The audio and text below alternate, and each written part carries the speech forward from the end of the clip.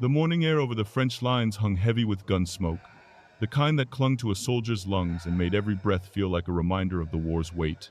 On the 21st of July, 1918, near the battered outskirts of Baccarat, a German patrol dragged in an American prisoner, carrying a weapon they had never seen before. It was short, rugged, almost unremarkable until they held it, studied its steel, and realized it wasn't built for the open fields of Europe but for the cramped, suffocating geometry of the trenches. The shotgun looked nothing like the elegant rifles European doctrine worshipped. It was blunt, brutal, and terrifyingly practical. In a world where soldiers met at 5 meters, where corners decided life and death, this simple American tool rewrote what close-quarters combat meant. Why did such an ordinary weapon unsettle the German general staff so deeply? And how did a design rooted in American farms and police stations become one of the most feared instruments of the First World War? To understand that, we must step into the darkness of the trenches and watch how a familiar weapon shattered an old world of military tradition.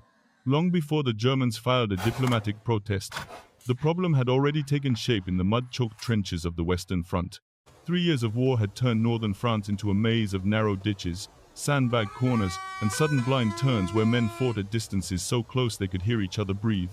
Rifles designed for open fields felt awkward here. Machine guns required setup, grenades lacked precision, and bayonets demanded more courage than most men could summon after days without sleep. The battlefield had changed, but Europe's weapons had not. American observers arriving in 1917 saw the truth instantly.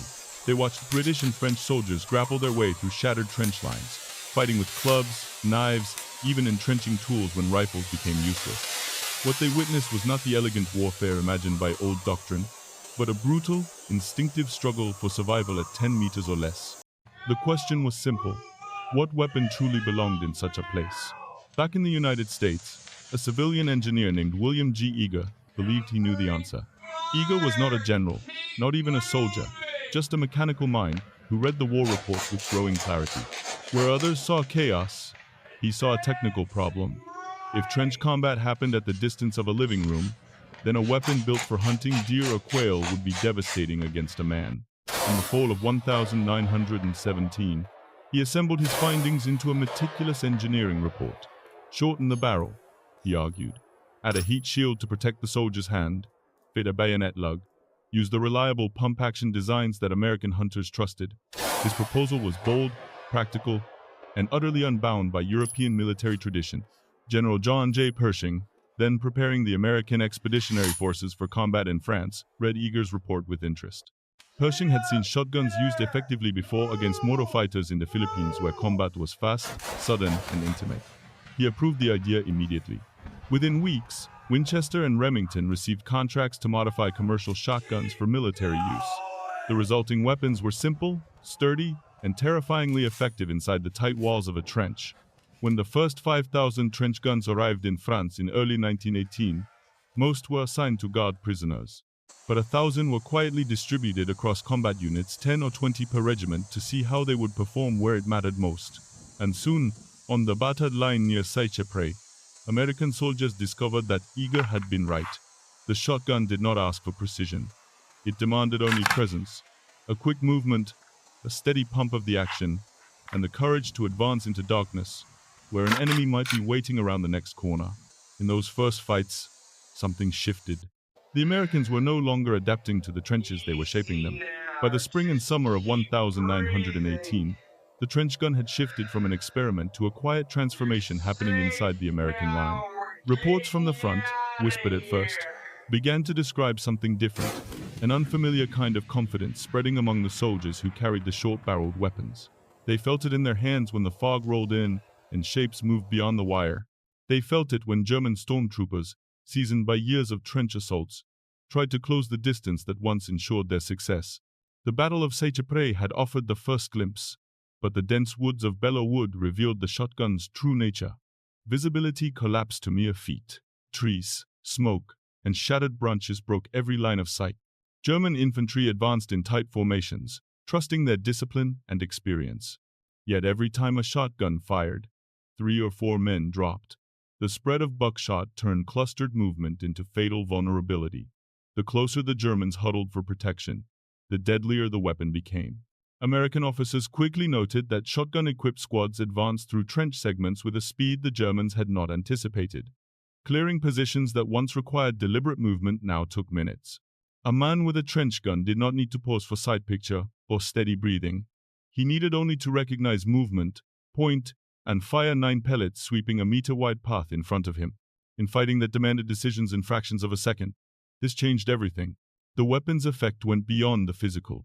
German letters intercepted by Allied intelligence spoke of the shotgun's sound deeper than a rifle, heavier, almost mechanical. Soldiers described the dread that settled over a position once that sound echoed through the trench. It wasn't just fear of death, it was fear of helplessness. Against rifles, a man could duck. Against artillery, he could hide. Against gas, he could mask. But against a shotgun at 10 meters, there was nothing to do. American divisions reported similar patterns. Officers recommended increasing allocations. 50 shotguns per regiment, 2 per squad, sometimes more for specialized assault teams. Patrols moved more decisively. Counterattacks broke sooner. German stormtrooper formations, usually so precise, dissolved under the abrupt violence of close-range volleys. Yet the Americans were not reckless with their new advantage. They integrated the trench gun into a growing combined arms approach. Rifles engaging distant targets, machine guns suppressing strong points, and shotgunmen taking the lead when trenches, dugouts, or bunkers needed to be seized.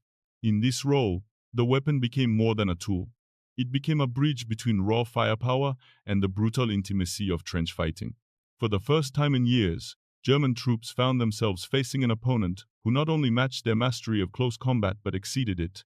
And in that moment, as the balance shifted, the German High Command realized they needed a response, one that would come not from the battlefield, but from the diplomatic desk. As American shotgun squads carved their way through trench systems with startling efficiency, the German response arrived from an unexpected direction. Not through a new weapon, not through altered tactics, but through a formal diplomatic protest. On the 19th of September 1918, with their armies straining under Allied pressure, German officials delivered a message through Switzerland accusing the United States of violating the Hague Convention. The shotgun, they argued, caused unnecessary suffering. The real message lay between the lines. The weapon was working too well. The protest came with a threat that shocked even seasoned diplomats. Germany declared that any American soldier captured carrying a shotgun or its ammunition would forfeit his life. It was a sentence of execution, an attempt to terrify American troops into abandoning the weapon that had begun to undermine Germany's hard-won dominance in close combat. But the threat only revealed how deeply the trench gun had unsettled the German general staff. Armies confident in their doctrine do not resort to legal maneuvering to ban a single infantry weapon. In Washington, the War Department turned to Acting Judge Advocate General Brigadier General Samuel T. Ansell. His 5-page memorandum dismantled Germany's argument with surgical precision. Shotguns had long been used in warfare, from the blunderbuss to the Philippine campaigns. Their projectiles were no more cruel than pistol rounds and far less destructive than the gas and flamethrowers introduced by Germany itself. Ansell noted that Germany had protested none of these weapons when they served its interests. The protest, he wrote, was destitute of good faith, a diplomatic veneer for a tactical problem. Secretary of State Robert Lansing responded with equal clarity. The United States rejected the protest entirely. The shotgun was lawful, effective, and would remain in service. And if Germany executed an American prisoner for carrying one, the United States would take reprisals, as would best protect American forces. The message was delivered without threat in tone, but unmistakable in meaning. Retaliation would be swift and symmetrical. Copies of Lansing's reply were sent to Allied governments. Signaling more than legal resolve, it signaled that the United States would not be intimidated by psychological warfare. Within weeks, Germany fell silent. There was no counterargument, no escalation, no attempt to follow through on their threat. Not a single American prisoner was harmed for carrying a shotgun. The protest had collapsed under its own contradictions. But the aftermath revealed something deeper.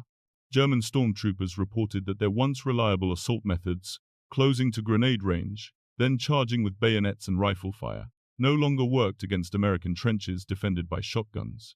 German units described the feeling of advancing into a wall of invisible pellets, the sudden collapse of formations, the psychological shock of hearing the weapon's heavy report echo through the corridors of Earth.